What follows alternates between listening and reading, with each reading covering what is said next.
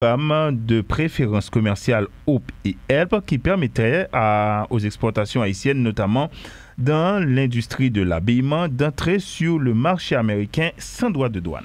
Adoptés respectivement en 2006 et 2010, ces dispositifs avaient pour objectif de stimuler la production en Haïti, de soutenir des milliers d'emplois et de renforcer la coopération économique entre Washington et Port-au-Prince. Leur expiration inquiète désormais industriels, ouvriers et partenaires commerciaux. Il faut dire qu'en 2021, l'industrie textile employait encore 60 000 personnes, mais la violence, l'instabilité politique et l'incertitude autour du programme avaient déjà fragilisé la filière. Alors, l'économiste William Savary, lui-même, Stanley, a proposé que les Haïtiens profitent de cette opportunité pour relancer leur économie, estimant que cette loi nuit un peu aux potentialités économiques du pays. On va voir tout ça avec lui. Il est en ligne avec nous. Et William Savary, bonjour, bienvenue sur Métropole. Bonjour Stanley, bonjour Esaïe, bonjour Haïti, bonjour Métropole, bonjour tout le monde. Petit problème technique, on va reprendre. Docteur Savary, bonjour et bienvenue sur Métropole. C'est bon. J'ai bien écouté l'introduction où il est dit que la loi Hope avait comme objectif de stimuler l'emploi en Haïti en 2006 comme première adoption, deuxième adoption en 2008 et 2015 il y a eu des renouvellements en 2010 également. Mais maintenant, il faut dire que le renouvellement de cette provision est du domaine du président américain. Donc c'est le président américain qui, à la fin qui d'après les rapports qui lui sont soumis par les études, par les rapports que les Haïtiens eux-mêmes doivent soumettre, des rapports aux réglementations qui gèrent sur la loi Hope, c'est en fonction de ces rapports que le président américain prend la décision de renouveler ou de ne pas renouveler. Et les rapports sont soumis à des entités, par exemple le département du commerce américain, le ILO, International Labour Organization. Ce sont ces gens-là qui sont les plus influents en ce qui concerne le renouvellement de la loi Hope. Maintenant, je vous ai souligné au cours d'une conversation que je pense que la loi Hope, plutôt que d'aider Haïti, a plutôt retardé l'essor économique et la croissance économique en Haïti. C'est pourquoi je le dis.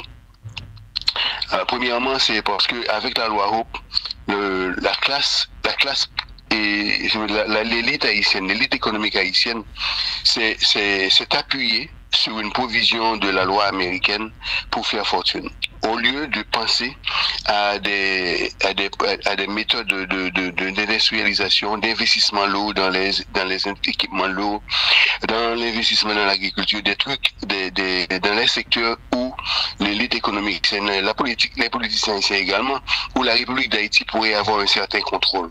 Là, ils se sont attachés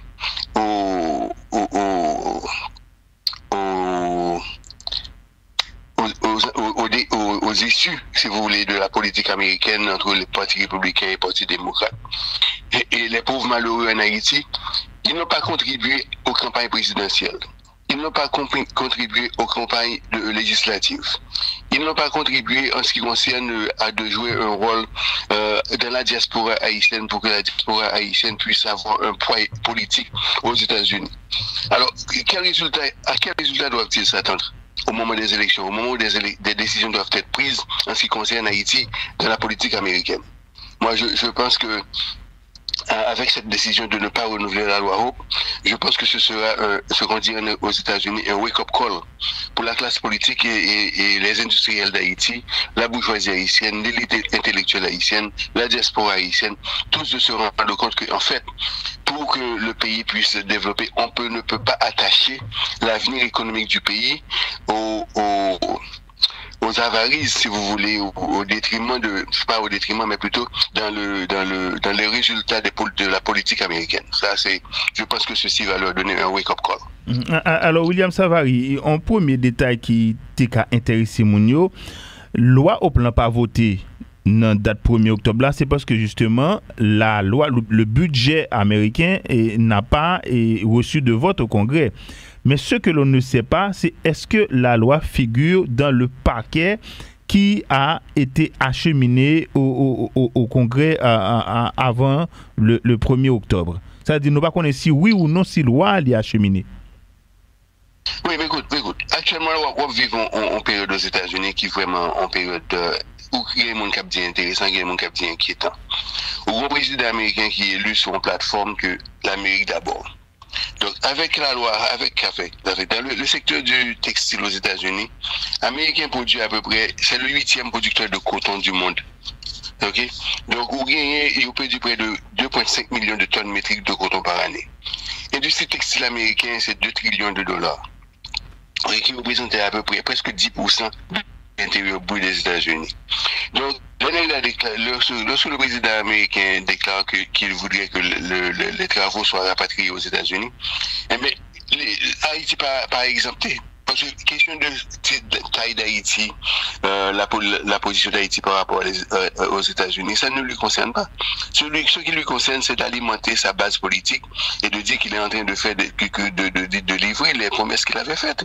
Donc, c'est ça, c'est comme ça pour regarder. Il ne faut pas regarder parce que la cheminée n'est pas au Congrès. D'ailleurs, les gens du Congrès aujourd'hui mènent une lutte eux-mêmes pour leur propre survie politique. Parce qu'il y a des élections qui arrivent bientôt, d'ici le mois de novembre 2026. Ils ne peuvent pas être perdus comme des gens qui ne sont pas dans l'intérêt de la création de l'emploi aux États-Unis, l'augmentation des revenus du Trésor américain. Ils ne peuvent pas avoir cette perception, ils ne peuvent pas être porteurs d'une telle perception. Donc, mais il faut vraiment faire attention, il faut vraiment repenser notre relation avec les États-Unis, les relations d'affaires des États-Unis. Il faut commencer à réfléchir comment remettre le pays sur ses rails. Et comment. D'ailleurs, je vais vous dire une chose. La loi Europe a été votée. Les investissements qui ont eu lieu en Haïti, pas un goût d'Américain, non? Ce sont les entrepreneurs haïtiens qui ont investi dans les entreprises. C'est l'État haïtien à travers des prêts, à travers Banque mondiale, il a organisé les zones industrielles. Ok? Mais les montants, les entreprises américaines qui bénéficient le plus de la loi Europe, non, rien investi en Haïti. Une entreprise comme Walmart, combien de Walmart qui a investi en Haïti? Combien de Disney qui a investi en Haïti? Combien de Jordan qui a investi en Haïti? Combien de les grandes entreprises, les grands détaillants américains, combien de qui ont investi en Haïti? Pas un goût. Donc, si ces entreprises-là qui bénéficient de la force de travail haïtienne qui est à bon, qu'ils parviennent à payer à bon marché, mais qui est intérêt que vous gagnez pour défendre l'intérêt Haïti. Alors, je vous signale une chose. Lorsque la loi Europe a été votée en 2008, en 2006, le salaire minimum en Haïti était à $4,25, $4,30. Aujourd'hui, nous sommes 20 ans plus tard. Le minimum de salaire en Haïti n'a pas grimpé. Où ça veut dire? Parce que ce ne sont pas des gens qui vraiment s'inquiètent de l'avenir de la République d'Haïti. Donc c'est à nous autres en Haïti de penser comment réallier nos investissements, quelles sont les entreprises qui peuvent être rentables et sur le long terme et qui sont sous nos contrôles. Donc, là où l'on a un mot à dire, là vous n'avez absolument rien à dire. Le Congrès américain vote, le président américain vote et vous attendez le résultat des votes. Le fait camper, man. Alors, ce qui se passe, William Savary, c'est que ou même où font projection qui est plus demandé, ils ont tant de préparation, ils ont tant d'aménagement, mais dans l'immédiat, nous avons parlé de plusieurs milliers d'emplois qui... Au moins 60 000. Au moins 60 000 qui en hold, j'ai envie de dire. Et est-ce que il ne faut pas poser aussi cet aspect? Maintenant, je vais vous poser. La loi Europe n'était pas censée être une loi à permanence à vie. Il y a un temps de vie. Okay? Donc, vous avez 20 ans pour organiser l'économie. Parce qu'ils sont fait pendant 20 ans. Vous faites des mauvaises élections, vous assassinez un président, nous finançons les gangs, nous pas supporter l'école professionnelle, nous pas financer la construction d'écoles professionnelles, nous dépendons du Brésil avec Taïwan pour bâtir l'école professionnelle pour nous pas équiper et les jeunes quittent le pays et émigrent vers l'extérieur ailleurs. Mais pendant les 20 ans, qu'est-ce qu'on a fait? Et tout d'un coup, 20 ans plus tard, après, lorsque la première loi a été votée, tout d'un coup, on est aux abois. Mais qu'est-ce que ça veut dire? La loi Hope ne va pas régulariser, ne va pas régler les problèmes de la République d'Haïti.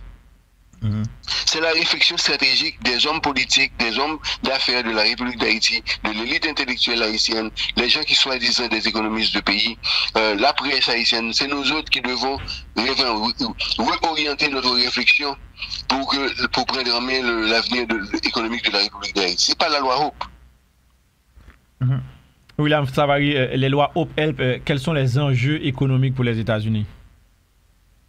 Bon, là, c'est une très belle question. Parce que je dois vous dire qu'au niveau des États-Unis, il y a ce qu'on appelle le CPI, c'est le Consumer Price Index, qui gère, en fait, c'est une indice à partir de laquelle on mesure le taux d'inflation aux États-Unis.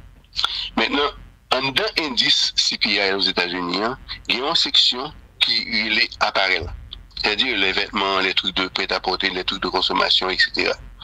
Mais le plus bas est cet élément, le plus bas est le taux d'inflation. Enfin, cet élément a une incidence sur le niveau de CPI aux États-Unis. Donc, lorsque, par exemple, les États-Unis prennent des mesures pour que la force de travail en Haïti soit maintenue à un bon marché. Il fait même bagarre là en Haïti, il fait le Vietnam, il fait le Bangladesh, il fait l'Afrique du Sud, il fait en Amérique latine. Tout pays ça a produit à bon marché pour les États-Unis. Les exportés vers les États-Unis, ils ont un effet direct sous le CPI ou bien le Consumer Price Index aux États-Unis, qui permettent que si taux d'inflation aux États-Unis bas, ils permettent que taux d'intérêt aux États-Unis était bas, ils permettent que accès aux capitaux pour les entreprises américaines à des taux d'intérêt très bas et qui permettent leur expansion économique de façon continue. Donc la position d'avoir les investissements, des lois comme la loi Hope, c'est pas vraiment dans l'intérêt d'Haïti. Vous faites des erreurs. Les gens sont mal orientés lorsqu'ils disent que les types de lois comme la loi Hope sont bons pour les pays. Non, c'est bon pour les États-Unis. Les États-Unis, par exemple, font rien qui n'est pas bon pour les. Rien. Quel que soit ce que vous faites. Ok? Donc, c'est l'incidence si tu veux, à la baissière, si tu veux, du secteur textile ou de l'habillement sur le taux d'inflation aux États-Unis. C'est ce qui intéresse les États-Unis. Tout côté de faire une bagarre à bon marché pour faire entrer aux États-Unis pour vendre, pour taux d'inflation de la priorité, il y a fait. Que c'est pour intégrer 10 Haïtiens, 25 Haïtiens, toute population haïtienne, il y a fait, oui. Là, maintenant. Donc, et voilà, c'est vraiment là le crux de la chose. Donc, si qu'en Haïti, les gens d'Haïti, les entrepreneurs, les politiciens ne prennent pas conscience qu'en fait, ils ont un pays à construire, qu'ils doivent prendre des décisions stratégiques et réfléchir de façon sur le long terme, comment réorganiser l'économie du pays, comment créer les emplois, comment créer la fortune et la prospérité, eh bien, nous banons. Et nous, en fait, c'est ça qui arrive, nous, là, depuis près de, on n'a pas dit 40 ans, on n'a plutôt me dire un siècle. Voilà. Quelles sont les réflexions qui ont eu lieu dans le pays pour la réflexion à long terme, la réflexion stratégique pour que dans 10 ans, dans 15 ans, dans 20 ans, pour qu'on puisse avoir une nouvelle économie. Alors... Aujourd'hui, on parle de l'intelligence artificielle. Aujourd'hui, on parle de l'industrialisation, l'énergie nucléaire. Ici, on a parlé en Haïti, nous-mêmes, on a parlé de boulet de charbon. C'est pas normal. Oui. Alors, moi-même, bon, merci William Savary, mais moi, pendant que tu aller, moi, ma réflexion, Stanley, c'est est-ce que c'est réflexion qui n'est pas faite ou bien c'est établi, c'est abouti ou pas qu'à abouti? Parce qu'on a l'impression que quelque part, il y a des forces d'intérêt qui toujours bloquent un processus de changement qui est à chaque fois activé en Haïti. Donc, pour nous qui te aller, c'est après ça. J'ai additionné une chose. Les gens qui ont la responsabilité de réfléchir ne le font pas. Ils préfèrent choisir la voie facile. Américains viennent là-bas, dans $10 pour le parti, pour le coup de poulie, en 12 t-shirt, bon ça, les balles font $2 pour faire sur les 12, bon ça suffit, il est content. On ne voit pas assez grand. Merci William Savary. Merci William Savary. Passons bonne journée. Okay, bye. Voilà, l'économiste, docteur en économie William Savary qui était avec nous, Stanley. Et avec lui, on a abordé l'intérêt de l'État haïtien ou bien des autorités haïtiennes de reprendre la main avec ce qu'il appelle une opportunité. Oui, effectivement, comme on le sait, les lois OPHELP n'ont pas été votées cette semaine au Congrès, notamment à cause du shutdown aux États-Unis. Mais là, William Savary y voit une opportunité de relancer l'industrie en Haïti.